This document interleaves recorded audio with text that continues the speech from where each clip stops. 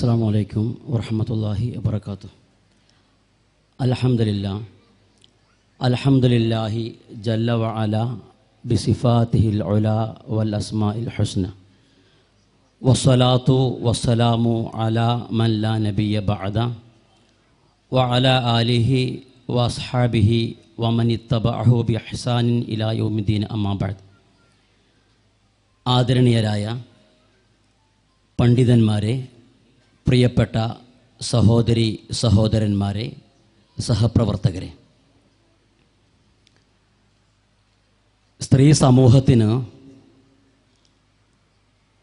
കൃത്യമായ അസ്തിത്വവും പരിഗണനയും വകവെച്ചു കൊടുക്കാൻ ഇസ്ലാമിന് ഒരിക്കലും സാധിക്കുന്നില്ല എന്ന ചില തൽപര കക്ഷികളുടെ പ്രചണ്ഡമായ പ്രചാരണം സജീവമാകുന്ന സമകാലിക സാഹചര്യത്തിൽ ഈ വാദഗതികൾ അസ്ഥാനത്താണ് എന്നും യഥാവിധി സ്ത്രീകൾക്ക് അംഗീകാരവും അർഹതകളും അവകാശങ്ങളുമൊക്കെ വകവെച്ചു കൊടുത്തത് പരിശുദ്ധ ഇസ്ലാം ആണ് എന്നും അതിന് തെളിവായി വിശുദ്ധ ഖുർആനിലെ ഒരു അദ്ധ്യായത്തിന് സ്ത്രീകൾ എന്ന പേരിൽ ഒരു അദ്ധ്യായം പ്രതിപാദിക്കപ്പെടുന്നു എന്ന വിഷയം പുതിയ സമൂഹത്തിന് കൈമാറണം എന്ന ആമുഖത്തോടെയാണ് ഞാൻ എൻ്റെ വിഷയത്തിലേക്ക് പ്രവേശിക്കുന്നത്. വിശുദ്ധ ഖുർആനിലെ 5-ാം ജുസ് ഉൾക്കൊള്ളുന്ന സൂറത്തുൻ നിസായിലെ മദനി സൂറത്തുകളായ സൂറത്തുൻ നിസായിലെ 24 മുതൽ 147 വരെയുള്ള 124 വചനങ്ങളാണ് 14 വിഭാഗങ്ങളിലായി ഇവിടെ പഠന വിധേയമാക്കുന്നത്. 30-ൽ പരം വിഷയങ്ങളാണ് ഈ ഏരിയയിൽ അള്ളാഹു നമ്മെ പഠിപ്പിക്കുന്നത്. അനന്തരാവകാശ നിയമങ്ങൾ, സ്ത്രീകൾക്ക് ഇസ്ലാം നൽകുന്ന മഹത്വം, മാനവിക മൂല്യങ്ങളുടെ പ്രസക്തി എന്നിവയെക്കൊണ്ട് സമ്പുഷ്ടമാണ് ഈ ഏരിയ എന്നതാണ് ഇതിൻ്റെ ഏറ്റവും വലിയ പ്രത്യേകത. സംക്ഷിപ്തമായി വിഷയത്തിലേക്ക് പ്രവേശിക്കുകയാണ്. 13 വിഭാഗം സ്ത്രീകളാണ് വിവാഹം നിഷിദ്ധമാക്കപ്പെട്ടത്. 12 വിഭാഗം അതിൽ സൂചിപ്പിച്ചിരുന്നു. 13ാമത്തെ വിഭാഗമായി ഭർതൃമതികളായ സ്ത്രീകൾ വിവാഹം നിഷിദ്ധമാക്കപ്പെട്ടവരിൽ ഉൾപ്പെടും എന്നതാണ് ഈ വചനത്തിലൂടെ അള്ളാഹു പഠിപ്പിക്കുന്നത്. 26 മുതൽ 33 വരെയുള്ള വചനങ്ങളിലായി മനുഷ്യൻ ഏറെ ഉത്കൃഷ്ടനാണെങ്കിലും ഒരുപാട് ദുർബലതകളും പരിമിതികളുമൊക്കെ തന്നെ മനുഷ്യന് ഉണ്ട് എന്നും ആ പരിമിതികൾ ഉൾക്കൊണ്ട് വിനയാന്യതരായി ജീവിക്കാൻ മനുഷ്യന് സാധിക്കണമെന്ന് അള്ളാഹു ബോധ്യപ്പെടുത്തുകയാണ്. നിയമാനുസൃതമല്ലാത്ത അന്യായമായ ധനസമ്പാദനം കുറ്റകരമാണ്, നരകത്തിലേക്കുള്ള വഴിയാണ് എന്നും അള്ളാഹ് പഠിപ്പിക്കുന്നു. മഹാപാപങ്ങൾ ഒഴിവാക്കിയാൽ ചെറിയ പാപങ്ങൾ അള്ളാഹു നമുക്ക് മാപ്പാക്കി തരും എന്ന സന്തോഷ വാർത്ത കൂടി ഈ ഏരിയയിൽ റബ്ബ് നമ്മെ അറിയിക്കുകയാണ്. അനുഗ്രഹങ്ങൾ എന്നത് പടച്ചവൻ്റെ ഔദാര്യമാണ്. അതിൽ പ്രത്യേകമായ അസൂയ വെച്ചു പുലർത്താൻ വിശ്വാസികൾക്ക് ഭൂഷണമല്ല എന്ന് പടച്ചവൻ നമ്മെ ബോധ്യപ്പെടുത്തുകയാണ്. 34 മുതൽ 42 വരെ സ്ത്രീകൾക്ക് കൈകാര്യ നടത്തിപ്പിനുള്ള അവകാശം, സ്ത്രീകൾക്ക് മേലുള്ള അവകാശം പുരുഷന്മാർക്കാണ്. സ്ത്രീകൾക്ക് വീട്ടിലെ ഭരണം ഉണ്ടെങ്കിൽ പോലും ചില പ്രത്യേകതകൾ കൊണ്ട് പടച്ചവൻ പുരുഷന്മാർക്കാണ് കൈകാര്യ കർത്തൃത്വം ഏൽപ്പിച്ചത് എന്ന് അള്ളാഹ് പഠിപ്പിക്കുകയാണ്. സദ്വൃത്തരായ സ്ത്രീകൾ ഭർത്താക്കന്മാരെ അനുസരിക്കുന്നവരും ഭർത്താക്കന്മാരുടെ അഭാവത്തിൽ അവർക്ക് അപകീർത്തി ഉണ്ടാക്കുന്ന കാര്യങ്ങൾ സൂക്ഷിക്കുന്നവരുമാണ് സദ്വൃത്തരായ സ്ത്രീകളുടെ ക്വാളിറ്റിയായി അള്ളാഹു ഇതിൽ പഠിപ്പിക്കുകയാണ്. ദാമ്പത്യ മേഖലയിൽ ചെറിയ ചെറിയ പ്രശ്നങ്ങൾ ഉടലെടുത്താൽ 2 ഭാഗത്തു നിന്നും വിധികർത്താക്കളെ നിശ്ചയിച്ച് രമ്യമായ പരിഹാരം കാണേണ്ടതുണ്ട് എന്നും ഈ വചനത്തിൽ അള്ളാഹു നിർദ്ദേശിക്കുകയാണ്. 34 മുതൽ 42 വരെ അള്ളാഹുവിനെ ആരാധിക്കണം എന്ന് പരാമർശിക്കുമ്പോൾ തന്നെ മാതാപിതാക്കൾക്കും ബന്ധുക്കൾക്കും അനാഥകൾക്കും സാധുക്കൾക്കും ഒക്കെ തന്നെ നന്മകൾ ചെയ്യാൻ വിശ്വാസികൾക്ക് സാധിക്കണം എന്ന് അള്ളാഹു നമ്മെ ഉണർത്തുകയാണ്. അള്ളാഹു നൽകിയതിൽ പിശുക്ക് കാണിക്കലും പിശുക്കിനെ പ്രോത്സാഹിപ്പിക്കലും ഒക്കെ തന്നെ ശിക്ഷ ലഭിക്കാൻ കാരണമാകും എന്നും അള്ളാഹു പഠിപ്പിക്കുന്നു.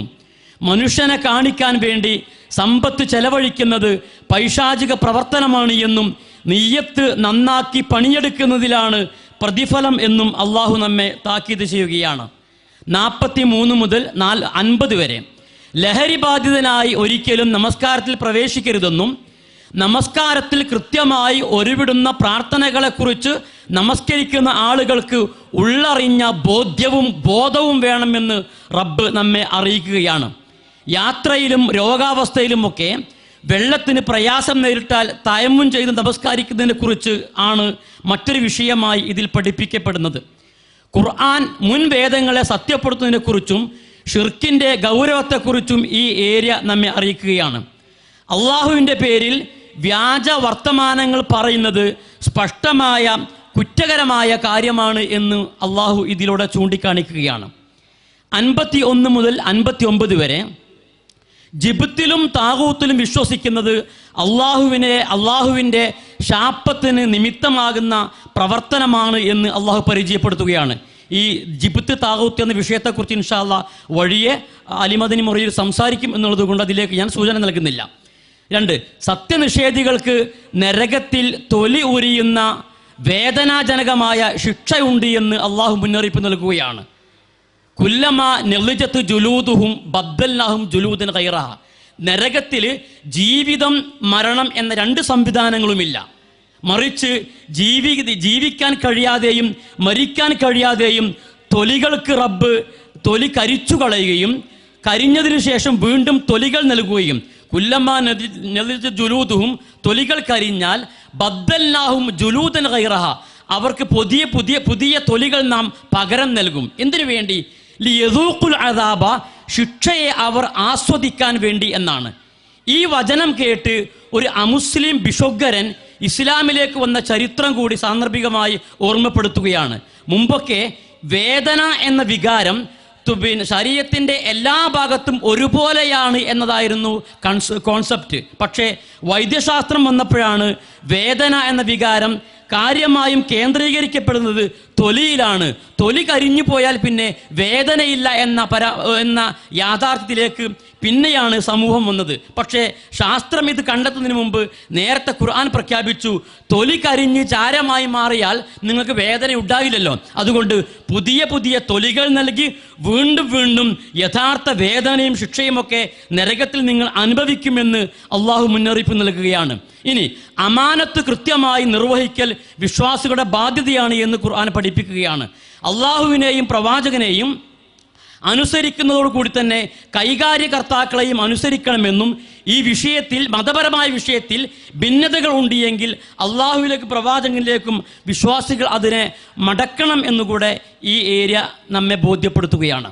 ഇനി 60 മുതൽ 91 വരെ പ്രവാചകൻ ഒരു തീരുമാനമെടുത്താൽ ആ തീരുമാനത്തിൽ അതൃപ്തി കണ്ടെത്തലും അസ്വാരസ്യം പ്രകടിപ്പിക്കലും ഒരിക്കലും വിശ്വാസത്തിൻ്റെ ലക്ഷണമല്ല. അത് സമിഅനാ വ അതഅനാ, ഞങ്ങൾ കേട്ടു അനുസരിച്ചു എന്ന് പറയുന്നിടത്തേക്ക് വിശ്വാസികളുടെ വിശ്വാസം ഉയർത്താൻ സാധിക്കണമെന്ന് പടച്ചവൻ പഠിപ്പിക്കുകയാണ്. അള്ളാഹുവിനെയും പ്രവാചകനെയും അനുസരിച്ചാൽ സ്വർഗത്തിൽ സുദ്ദീഖീങ്ങളുടെയും സ്വാലിഹീങ്ങളുടെയും ശുഹദാക്കളുടെയും ഒക്കെ തന്നെ കൂടെ ഇടം ലഭിക്കുമെന്ന സന്തോഷവാർത്ത റബ്ബ് അറിയിക്കുന്നു. ശത്രുക്കളെക്കുറിച്ച് ജാഗ്രത വേണമെന്നും ഓർക്കാപ്പുറത്തുള്ള ശത്രുക്കളുടെ അക്രമങ്ങളെ ജാഗ്രതയോടുകൂടി കരുതിയിരിക്കണമെന്നും ഈ സൂക്തം നമ്മെ ബോധ്യപ്പെടുത്തുകയാണ്. ദുർബലർക്കും അടിച്ചമർത്തപ്പെട്ടവർക്കും വേണ്ടി പൊരുതണമെന്നും മാനവികത കാത്തുസൂക്ഷിക്കണമെന്നും ഖുർആൻ ആഴത്തിൽ പഠനത്തിന് വിധേയമാക്കണമെന്നും ഈ ഏരിയ നമ്മെ പഠിപ്പിക്കുകയാണ്. മരണം ഏത് ഘട്ടത്തിലും പിടികൂടുമെന്നും ഭൗതിക വിഭവങ്ങളിൽ വഞ്ചിതരാകാൻ വിശ്വാസികൾക്ക് ഒരിക്കലും മനസ്സുണ്ടാവരുതെന്നും ഈ ഏരിയയുമായി ബന്ധപ്പെട്ട് ഖുർആൻ പഠിപ്പിക്കുകയാണ്. 92 മുതൽ 96 വരെ പ്രധാനപ്പെട്ട വിഷയത്തെക്കുറിച്ചാണ് പടച്ചവൻ സംസാരിക്കുന്നത്.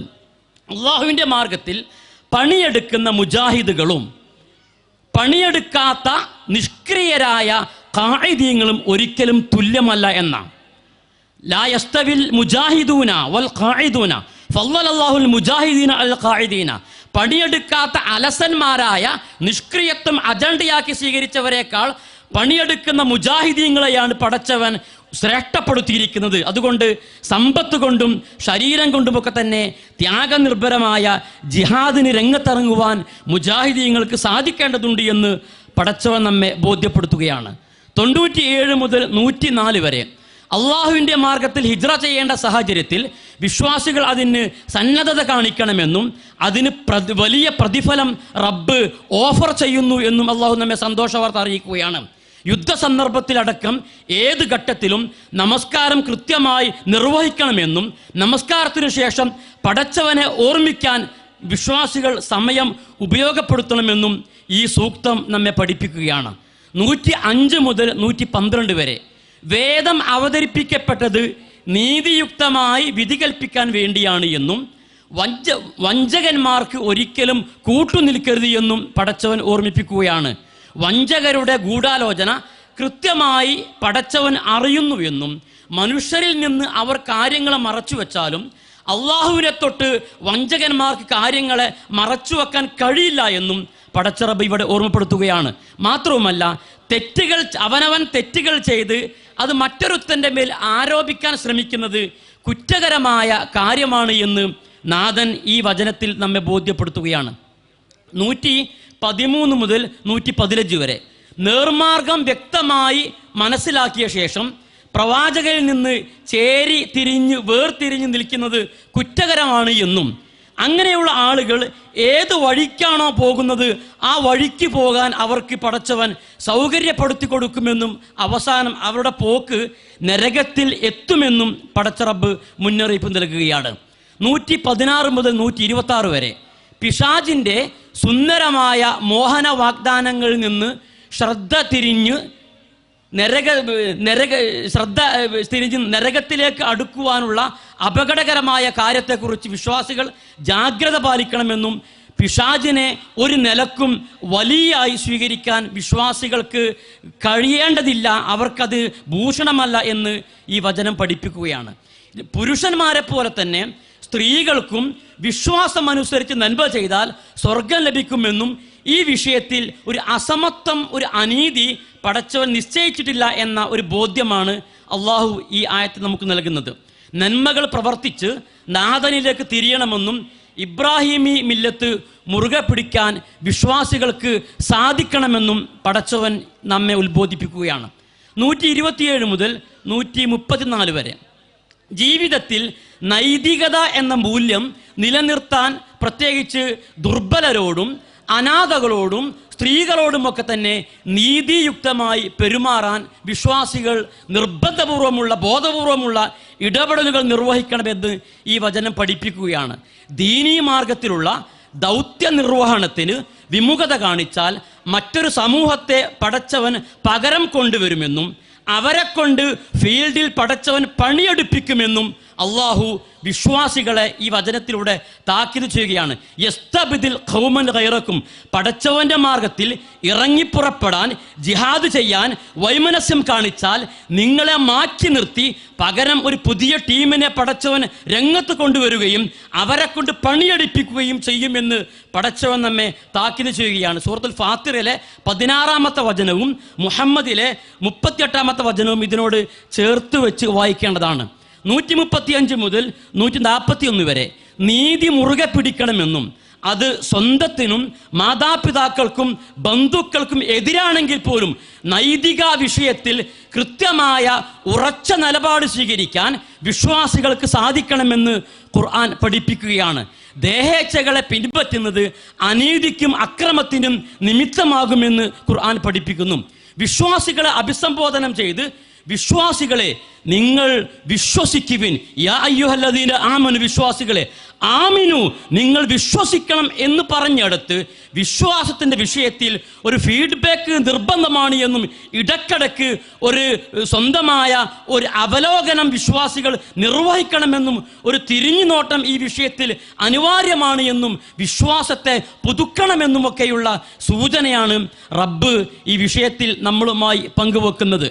വിശ്വാസത്തിൻ്റെ വിഷയത്തിൽ അഴകുഴമ്പൻ രീതി ശരിയല്ലെന്നും ഉറച്ച നിലപാടോടുകൂടി സ്ഥൈര്യത്തോടുകൂടി വിശ്വാസികൾ കാലുകൾ മുന്നോട്ട് വെക്കണം എന്ന് റബ്ബ് നമ്മെ ഓർമ്മപ്പെടുത്തുകയാണ്.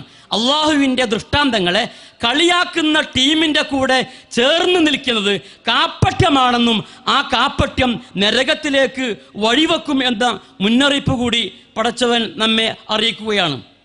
അവസാനമായി 142 മുതൽ 147 വരെയുള്ള വചനങ്ങളിൽ അള്ളാഹുവിനെ വഞ്ചിക്കലും നമസ്കാരത്തിൽ അലസത കാണിക്കലും മുനാഫിഖിൻ്റെ ലക്ഷണമാണ് എന്നും മുനാഫിഖീങ്ങളുടെ സങ്കേതം നരകത്തിൻ്റെ അടിത്തട്ടാണ്.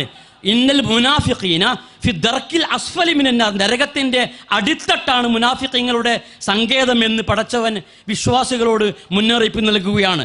അവസാനമായി 147 വചനത്തിൽ പഠിപ്പിക്കുന്നത് ജീവിതത്തിൽ ഒരുപാട് അനുഗ്രഹങ്ങൾ ലഭ്യമാകുന്ന വിശ്വാസികൾ സദാ പടച്ചവനോട് നന്ദിബോധം ഉള്ളവരായിരിക്കണമെന്നും നന്ദി ചെയ്യുന്നിടത്തോളം പടച്ചവൻ ഒരുപാട് അനുഗ്രഹങ്ങൾ വർദ്ധിപ്പിക്കുമെന്നും നന്ദിബോധമുള്ള വിശ്വാസികളായി ജീവിച്ച് മരിക്കുവാനുള്ള താല്പര്യത്തോടു കൂടിയാണ് വിശ്വാസികൾ പണിയെടുക്കേണ്ടത് എന്നുമാണ് അവസാന വചനത്തിൽ അള്ളാഹു പഠിപ്പിക്കുന്നത്. സൂറത്തുൽ ഇബ്രാഹിമിലെ 7 വചനം കൂടി ഇതിലേക്ക് ചേർത്ത് വെച്ച് വായിക്കണമെന്ന് ഖുർആൻ നമ്മോട് താല്പര്യപ്പെടുകയാണ്. അള്ളാഹു സുബ്ഹാനഹു വ തആല നന്ദിബോധത്തോടുകൂടി ആദർശ നിഷ്ഠയോടുകൂടി ഖുർആനിക വിജ്ഞാനീയങ്ങളെ ജീവിതത്തിൽ പരമാവധി ഇംപ്ലിമെൻ്റ് ചെയ്ത് ജീവിക്കാൻ പരമാവധി ശ്രമിക്കുന്ന വിശ്വാസികളിൽ പടച്ചവൻ നമ്മെ എല്ലാവരെയും ഉൾപ്പെടുത്തി അനുഗ്രഹിക്കുമാറാവട്ടെ. വാഹിർ ദഅ്വാന അൽഹംദുലില്ലാഹി റബ്ബിൽ ആലമീൻ. വസ്സലാമു അലൈക്കും വറഹ്മത്തുള്ളാഹി വബറകാതുഹു.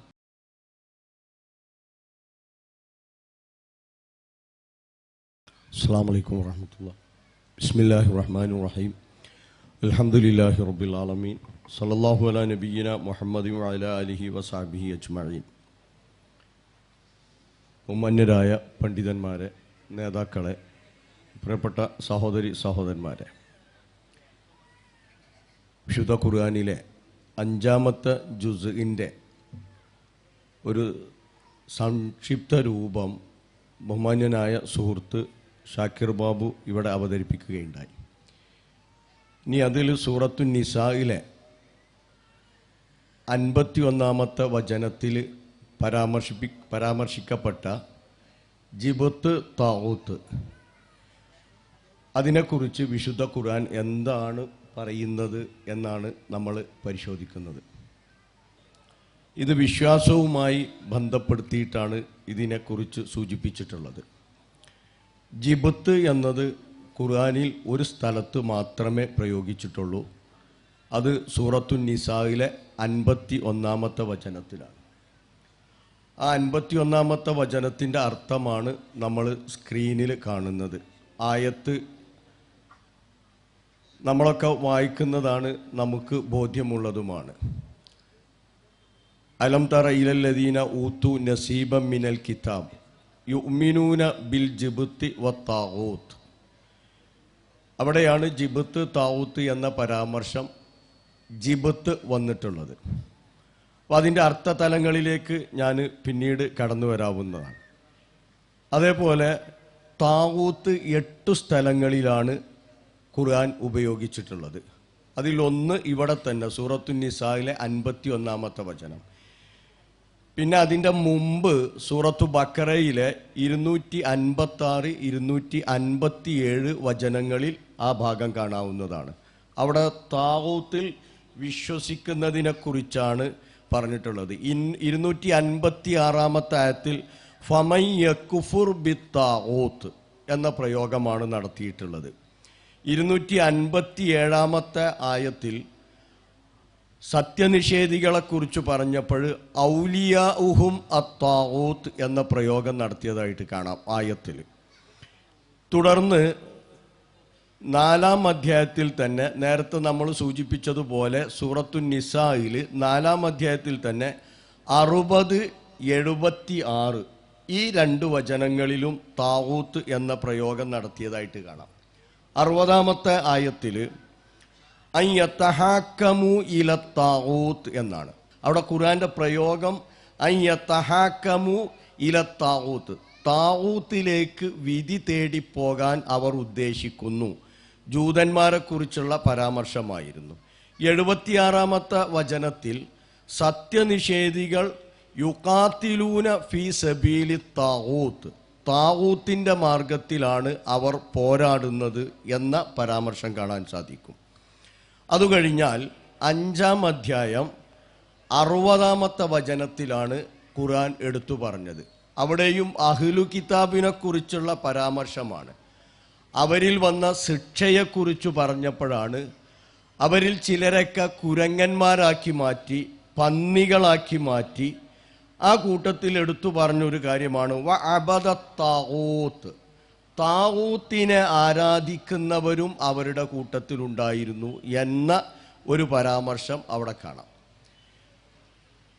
തുടർന്ന് 16-ാം അധ്യായം സൂറത്തു നഹ്ലിലെ 36-ാമത്തെ വചനത്തിലാണ് താഗൂത്ത് എന്ന പ്രയോഗം നടത്തിയിട്ടുള്ളത്. അവിടെ ഖുർആന്റെ കൽപ്പനയാണ് വജ്തനിബു താഗൂത്ത എന്നാണ് പരാമർശം വന്നിട്ടുള്ളത്. താഗൂത്തിനെ നിങ്ങൾ പൂർണ്ണമായി വെടിയേണ്ടതാണ് എന്ന്.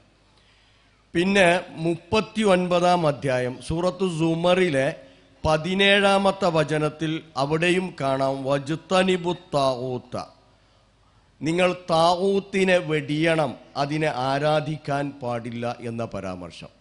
അപ്പം ഇങ്ങനെ ഒരു സ്ഥലത്ത് ജിബുത്തും ഖുർആനിൽ, അത് സൂറത്തു നിസായിലെ 51-ാമത്തെ വചനം, ബാക്കി 8 സ്ഥലങ്ങളിൽ താഗൂത്ത് എന്ന പ്രയോഗവും നടത്തിയതായിട്ട് കാണാം. അപ്പോൾ ഇത് രണ്ടിലും വിശ്വസിക്കരുത് എന്നാണ് വിശ്വാസി സമൂഹത്തോട് അള്ളാഹു കൽപ്പിക്കുന്നത്.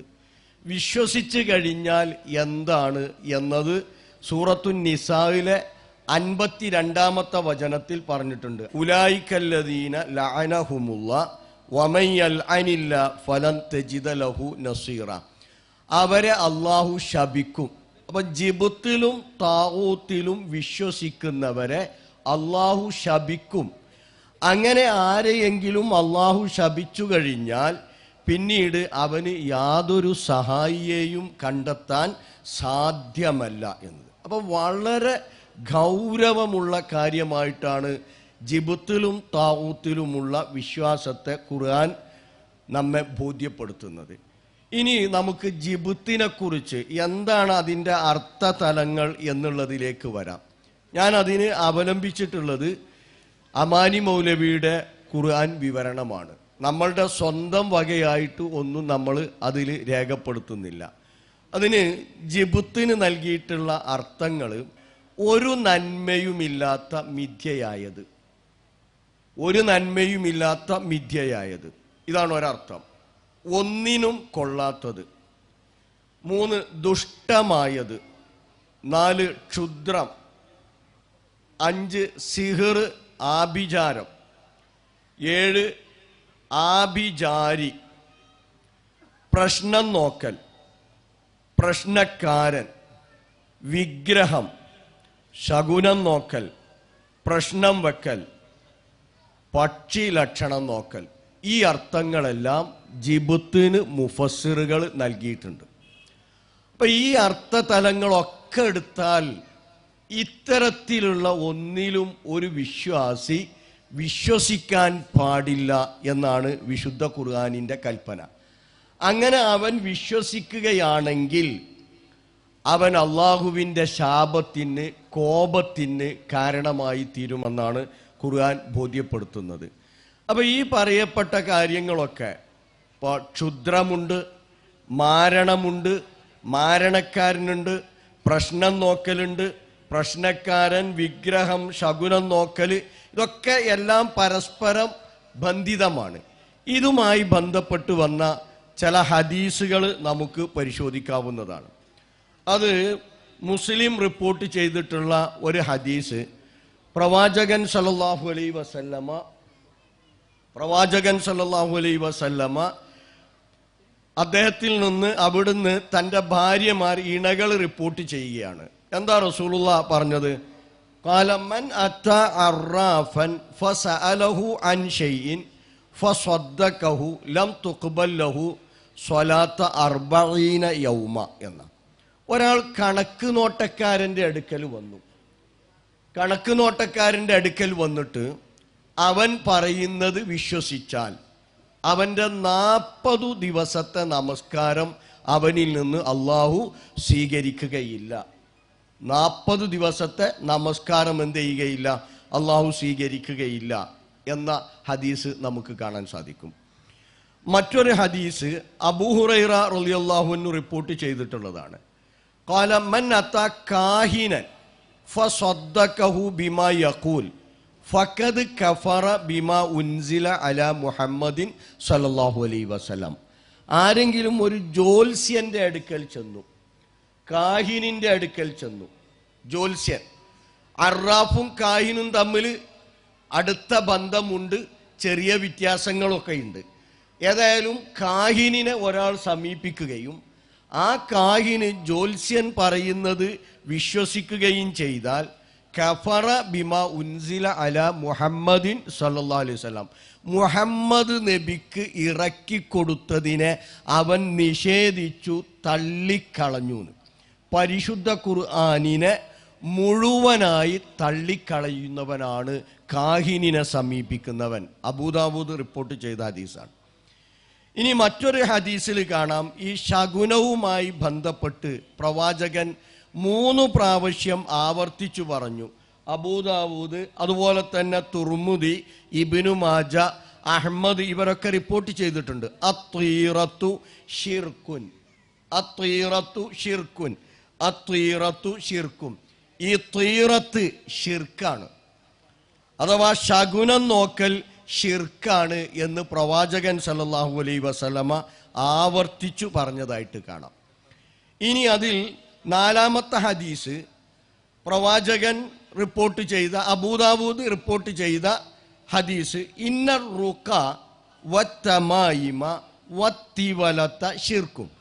ഇന്നർ റുക, ഈ മന്ത്രിച്ചുതി കെട്ടുക എന്നുള്ളത്, ഉറുക്ക് കെട്ടുക എന്നുള്ളത്, വത്തമായിമ് ഏലസ് കെട്ടുക എന്നുള്ളത്, അതോടൊപ്പം തന്നെ വത്തിവലത്ത മാരണം, ഇത് 3ഉം ഷിർക്കുൻ, ഷിർക്കാണ്, ബഹുദൈവ ആരാധനയാണ്. നമ്മൾ പ്രത്യേകം മനസ്സിലാക്കി വെക്കുക, 3ഉം ഒരുമിച്ചാണ് പ്രവാചകൻ പറഞ്ഞത്. ഉറുക്ക് കെട്ടുക, ഏലസ് കെട്ടുക, അതുപോലെ തന്നെ മാരണം, ഇത് 3ഉം ബഹുദൈവ ആരാധനയാണ്, ഷിർക്കാണ് എന്ന്. ഇനി 5ാമതായി ഒരു ഹദീസ് അതിൽ നമ്മൾ മനസ്സിലാക്കേണ്ടത്, ഇബ്നു അബ്ബാസ് റളിയല്ലാഹു അൻഹുവിൽ നിന്ന് റിപ്പോർട്ട് ചെയ്യുന്നത്, നബി സല്ലല്ലാഹു അലൈഹി വസല്ലമ പറഞ്ഞ കാര്യം സ്വർഗത്തിൽ പ്രവേശിക്കുന്ന ചില ആളുകളെ കുറിച്ചാണ്. അഥവാ എൻ്റെ സമൂഹത്തിൽ നിന്ന് 70,000 ആളുകൾ, 70 അൽഫൻ എന്നാണ് ഹദീസിലെ പ്രയോഗം. 70,000 ആളുകൾ ഹിസാബില്ലാതെ, വിചാരണയില്ലാതെ സ്വർഗത്തിൽ പ്രവേശിക്കും. അവർക്ക് ഒരു അദാബും നേരിടേണ്ടി വരികയില്ല. അപ്പോൾ പ്രവാചകനോട് സഹാബികൾ ചോദിച്ചു, ആരാണ് പ്രവാചകരെ അവർ? അപ്പോൾ റസൂലുള്ളാഹി സ്വല്ലല്ലാഹു അലൈഹി വസല്ലം പറഞ്ഞു, ഹുമുല്ലദീന ലാ യർഖൂൻ വലാ യസ്തർഖൂൻ വലാ യതതയ്യറൂൻ വഅലാ റബ്ബിഹിം യതവക്കലൂൻ. അവർ ഉറുക്കുകെട്ടാത്തവരാണ്, മന്ത്രിപ്പിക്കാത്തവരാണ്, അതുപോലെ തന്നെ ശകുനം നോക്കാത്തവരാണ്. അവർ അവരുടെ റബ്ബിൽ തവക്കുലാക്കുന്നവരാണ് എന്ന്. അപ്പൊ ഈ റബ്ബിൽ തവക്കുലാക്കുക എന്ന ലാ ഇലാഹ ഇല്ലല്ലാഹ് എന്ന കലിമത്തു തൗഹീദിന്റെ അടിത്തറക്കാണ് ജിബുത്തിൽ വിശ്വസിക്കുന്നതോടുകൂടി പോറലേൽക്കുന്നത്, മങ്ങലേൽക്കുന്നത്. അവിടെയാണ് അതിൻ്റെ ഗൗരവം നമ്മൾ എന്ത് ചെയ്യേണ്ടത്, തിരിച്ചറിയേണ്ടത്. അപ്പൊ ജിബുത്ത് അതിൻ്റെ പല അർത്ഥതലങ്ങൾ നമ്മളിവിടെ സൂചിപ്പിക്കുകയുണ്ടായി.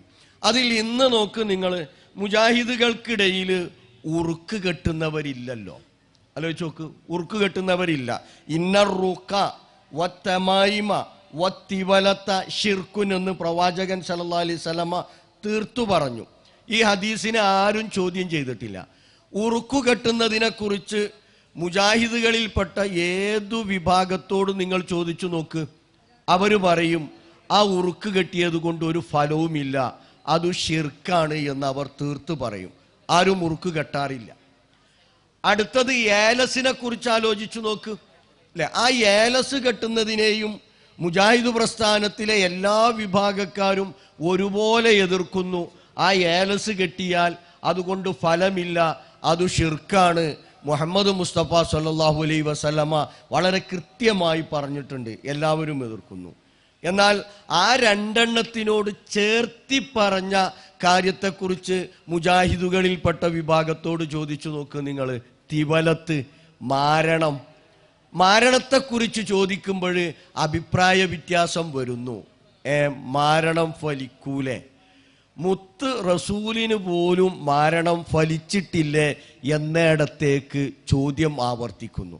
അവിടെയാണ് നമ്മൾ കൃത്യമായി ജിബുത്തിനെ കുറിച്ച് പഠന വിധേയമാക്കേണ്ടത്. ജിബുത്തിന് ഉമർ റളിയല്ലാഹു അൻഹു കൊടുത്തിട്ടുള്ള അർത്ഥം മാരണം അല്ലെങ്കിൽ മാരണക്കാരൻ എന്ന.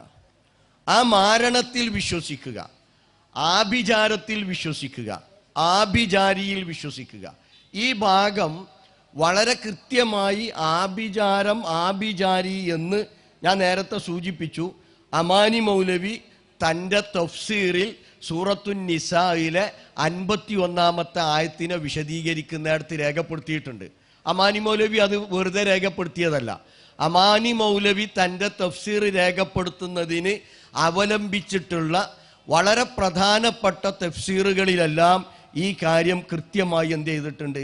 രേഖപ്പെടുത്തിയിട്ടുണ്ട്. അപ്പോൾ ആ ആഭിചാരം, ആ മാരണം, അതിൽ വിശ്വസിക്കുക എന്നത് അത് മനുഷ്യൻ്റെ പരലോകത്തെ നഷ്ടപ്പെടുത്തുന്നതാണ് എന്ന് നമ്മൾ തിരിച്ചറിയണം. കാരണം അതെന്താണ്? ഷിർക്കാണ്, ബഹുദൈവ ആരാധനയാണ് എന്നാണ് വിശുദ്ധ ഖുർആനും പ്രവാചകൻ സല്ലല്ലാഹു അലൈഹി വസല്ലമയും പഠിപ്പിച്ചിട്ടുള്ളത്. അപ്പോൾ പലപ്പോഴും ഇപ്പൊ പുതിയ ചില വാദങ്ങളുമായി പലരും കടന്നു വരുന്നുണ്ട്.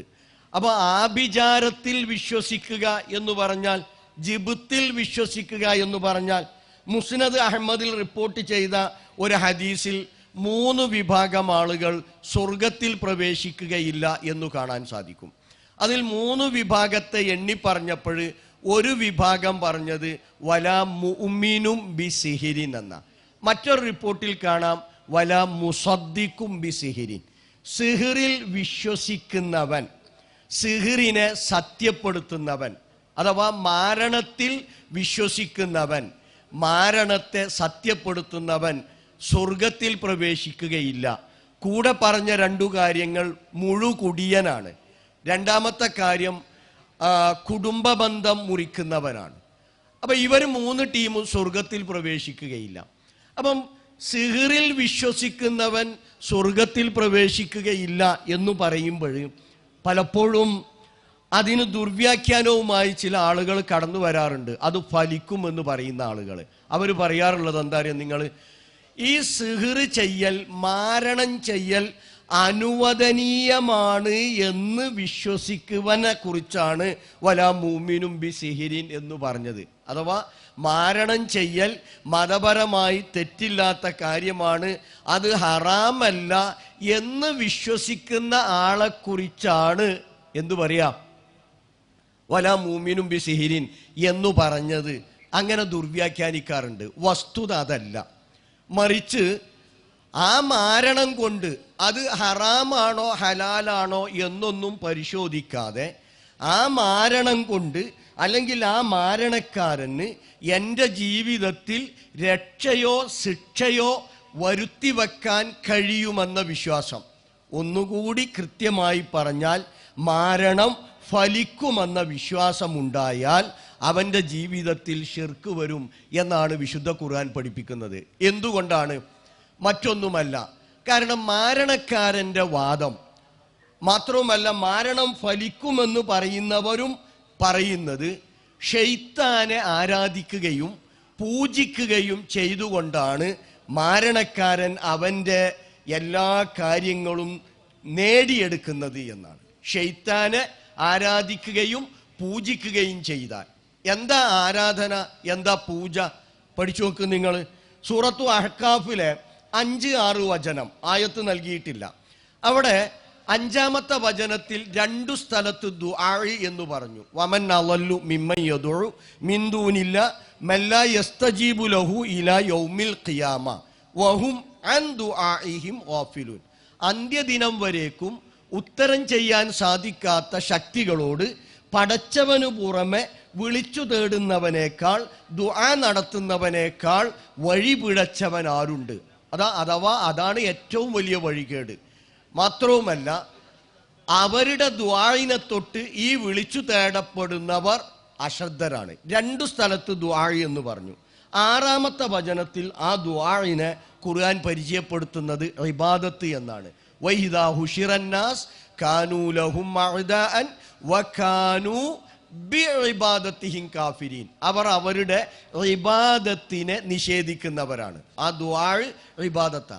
അപ്പൊ ശൈത്താനെ ആരാധിക്കുകയും പൂജിക്കുകയും ചെയ്താൽ അവൻ സാഹിറിനെ സഹായിക്കുമെന്ന വിശ്വാസം, പടച്ചവന് പുറമെ ശൈത്താനോട് ദുആ ചെയ്താൽ അവൻ ആ സാഹിറിന് എന്ത് ചെയ്യുന്നു?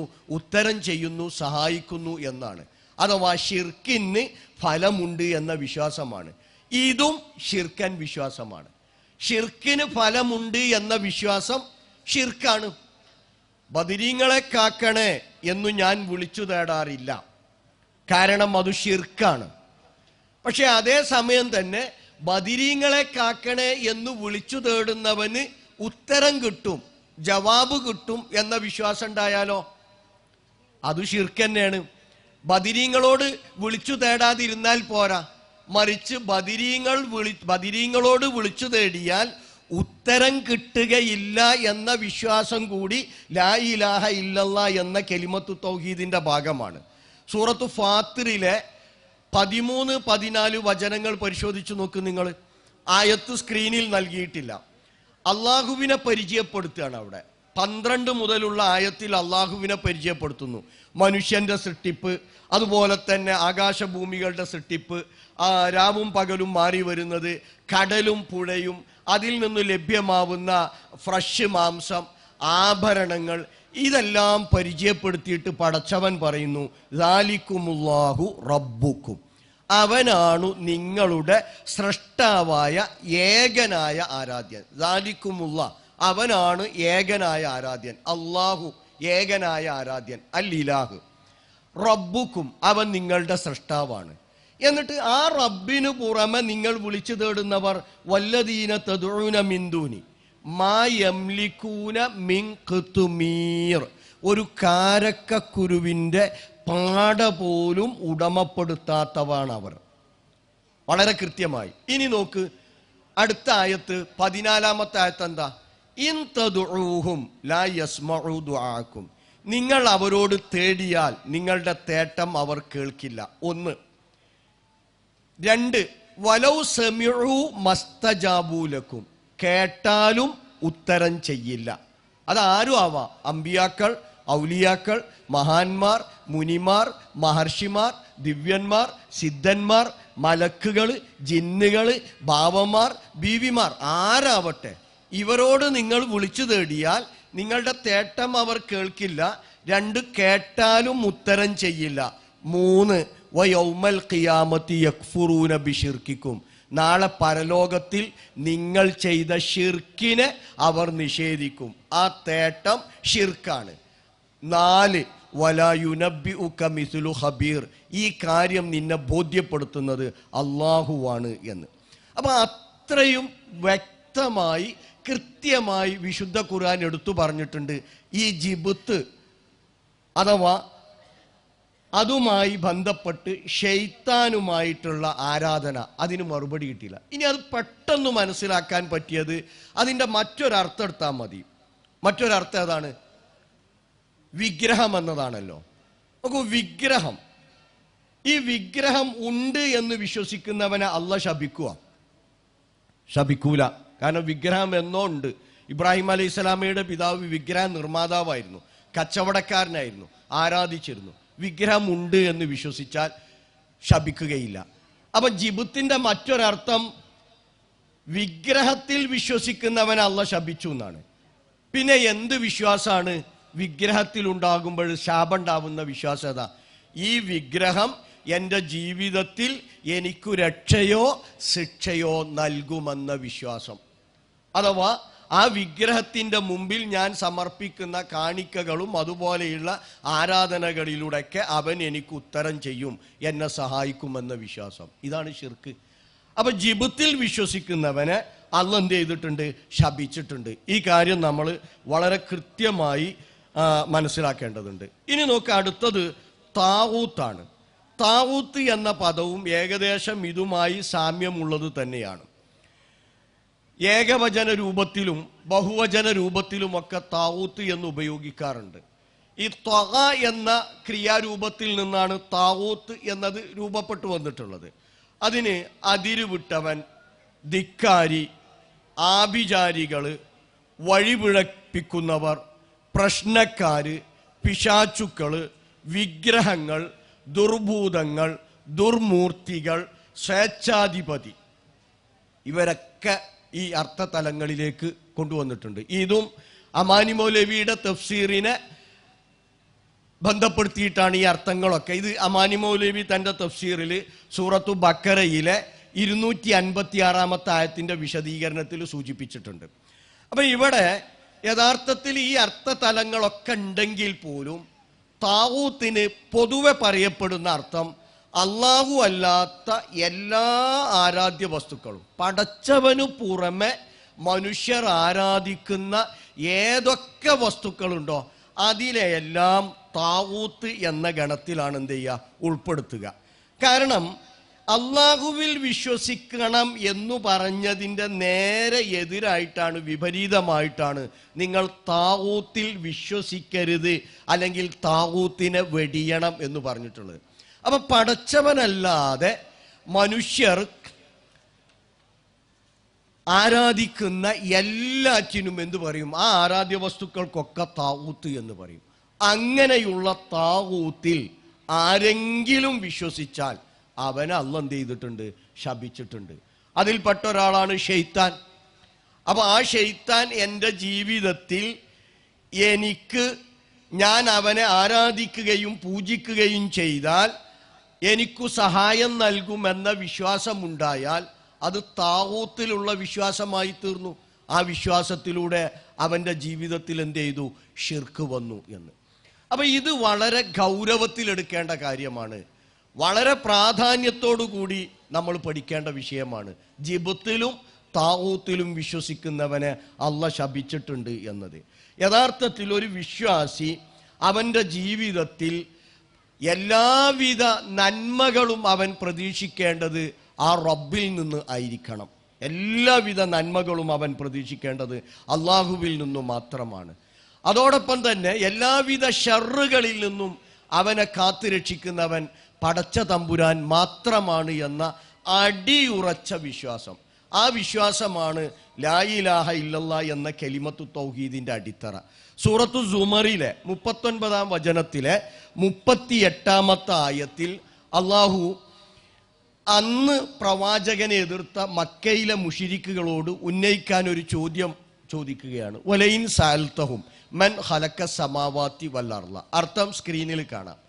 ആരാണ് ആകാശങ്ങളെയും ഭൂമിയെയും സൃഷ്ടിച്ചു പരിപാലിക്കുന്നത് എന്നു നിങ്ങൾ അവരോട് ചോദിച്ചു നോക്ക്.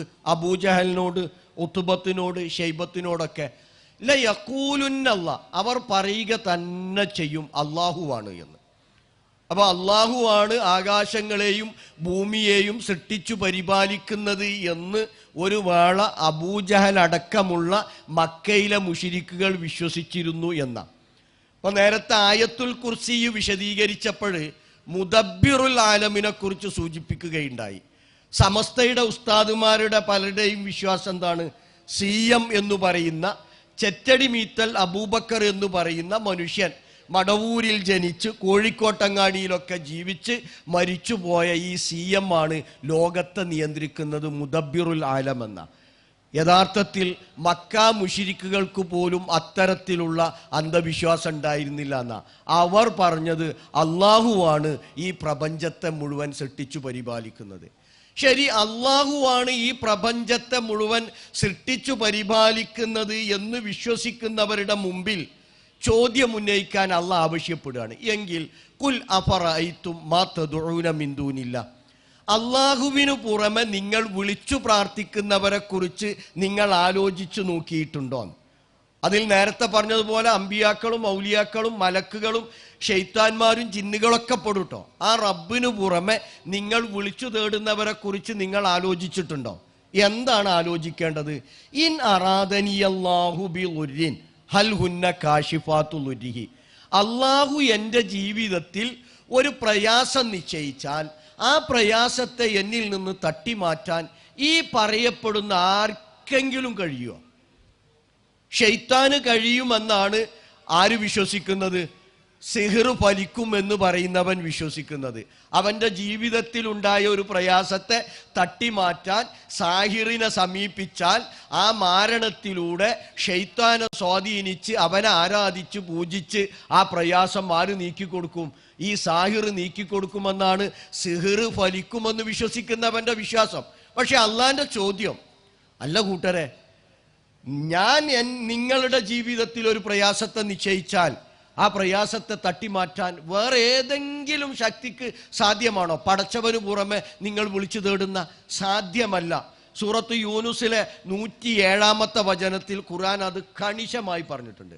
അടുത്ത ചോദ്യം, ഔ അറാദനി ബി റഹ്മ, പടച്ചവൻ എനിക്കൊരു റഹ്മത്ത് നിശ്ചയിച്ചു, ആ റഹ്മത്തിനെ എന്നിൽ നിന്ന് തടഞ്ഞു നിർത്താൻ ഈ പറയപ്പെടുന്ന ഏതെങ്കിലും ശക്തിക്ക് സാധ്യമാണോ? മാരണം ഫലിക്കുമെന്ന് വിശ്വസിക്കുന്നവൻ അവൻ വിശ്വസിക്കുന്നത് എന്താണ്?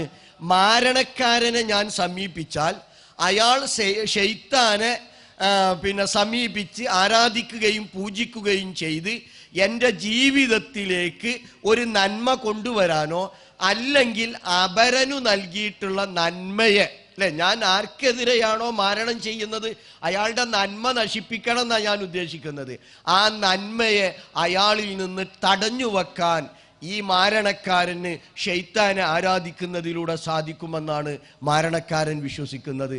അല്ലെങ്കിൽ അതിന് ഫലമുണ്ട് എന്ന് പറയുന്നവൻ വിശ്വസിക്കുന്നത്. ഖുർആന്റെ ചോദ്യം, സാധ്യമാണോ? സാധ്യമല്ല. അല്ലെ, 107 വചനം സൂറത്തു യൂനുസിൽ അത് കൃത്യമായി പറഞ്ഞു. ഇൻ യംസസ്കല്ലാഹു ബിളുരിൻ ഫലാ കാശിഫ ലഹു ഇല്ലാ ഹുവ വൻ യുരിദുക ബിഖൈരിൻ ഫലാ റാദ്ദ ലിഫളിഹി. പടച്ചവൻ നിന്റെ ജീവിതത്തിൽ ഒരു പ്രയാസത്തെ നിശ്ചയിച്ചാൽ ആ പ്രയാസത്തെ തടഞ്ഞു നിർത്താൻ, നിന്നിൽ നിന്നും മാറ്റി നിർത്താൻ ഒരു ശക്തിക്കും സാധ്യമല്ല. അള്ളാഹു നിന്റെ ജീവിതത്തിൽ ഒരു ഫളിൽ നിശ്ചയിച്ചിട്ടുണ്ടെങ്കിൽ ആ ഫളിനെ നിന്നിൽ നിന്ന് മടക്കിക്കളയാൻ, റദ്ദ് ചെയ്യാൻ റബ്ബിനല്ലാതെ ഒരാൾക്കും സാധ്യമല്ല. അല്ലാഹുമ്മ ലാ മാനിയ ലിമാ അഅ്തൈത് വലാ മുഅ്തിയ ലിമാ മനാത്ത്. ഇതാണ് ഈ ഒരു വിശ്വാസിയുടെ യഥാർത്ഥ വിശ്വാസം. എന്നാൽ ജിബ്തിൽ വിശ്വസിക്കുന്നവൻ ഇതിൽ നിന്നും മാറിപ്പോകുന്നു, താഗൂത്തിൽ വിശ്വസിക്കുന്നവൻ ഇതിൽ നിന്നും മാറിപ്പോകുന്നു. എന്നിട്ട് ഖുർആൻ എന്താ എടുത്തു പറഞ്ഞത് പ്രവാചകനോട്? കുൽ ഹസ്ബി അല്ലാഹ്, പ്രവാചകരെ പ്രഖ്യാപിക്കുക, എനിക്ക് അല്ലാഹ് മതി. അലൈഹി യതവക്കലുൽ മുതവക്കിലൂൻ, തവക്കുലാക്കുന്നവർ അവനിൽ തവക്കുലാക്കട്ടെ. റബ്ബിലാണ് തവക്കുലാക്കേണ്ടത്. കാഹിനിന്റെ അടുക്കൽ പോയി അവൻ പറയുന്നത് വിശ്വസിച്ച്, അറാഫിന്റെ അടുക്കൽ പോയി അവൻ പറയുന്നത് വിശ്വസിച്ച്, തീറത്ത് ശകുനങ്ങൾ നോക്കി അവർ പറയുന്നത് വിശ്വസിച്ച്, നൂലിലോ ഏലസിലോ തകിടിലോ കരിക്കിലോ കോഴിമുട്ടയിലോ തവക്കുലാക്കി നിങ്ങൾ നിങ്ങളുടെ വിശ്വാസത്തെ നശിപ്പിക്കരുത്, നിങ്ങളുടെ പരലോകത്തെ നഷ്ടപ്പെടുത്തരുത്, പടച്ചവന്റെ ശാപത്തെ ഏറ്റുവാങ്ങരുത്. അതുകൊണ്ട് വിശ്വാസികളെ, അലൈഹി യതവക്കലുൽ മുതവക്കിലൂൻ, തവക്കുലാക്കുന്നവർ അല്ലാഹുവിൽ തവക്കുലാക്കിക്കൊള്ളട്ടെ. അവസാനിപ്പിക്കുകയാണ് സൂറത്തു ഇസ്രായിലെ 17 അധ്യായത്തിലെ 56 വചനം കൂടി ഇതിനോട് കൂട്ടിച്ചേർത്ത് വായിക്കുക.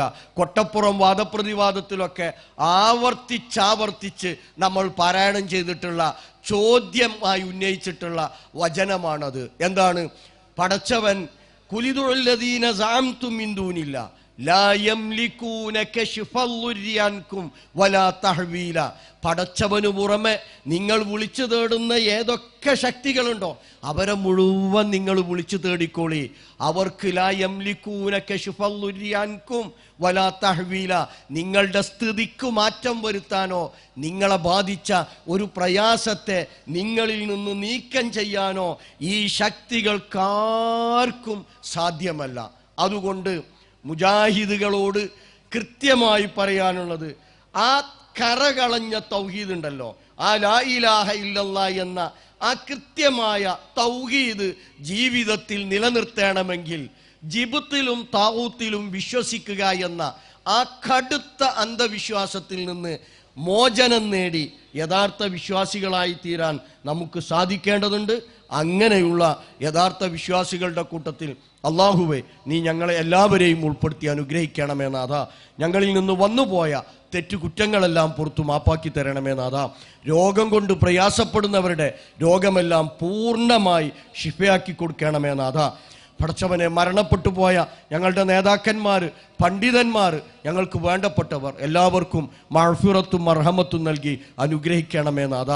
പടച്ചവനെ, ഫാഷിസത്തിൻ്റെ എല്ലാവിധ കുതന്ത്രങ്ങളെയും പരാജയപ്പെടുത്തി അവരുടെ ഫിത്തനകളിൽ നിന്ന് ഞങ്ങളെയും ഞങ്ങളുടെ കുട്ടികളെയും ഞങ്ങളുടെ കുടുംബത്തെയും ഈ രാജ്യത്തെയും നീ കാത്തുരക്ഷിക്കണമേ നാഥ.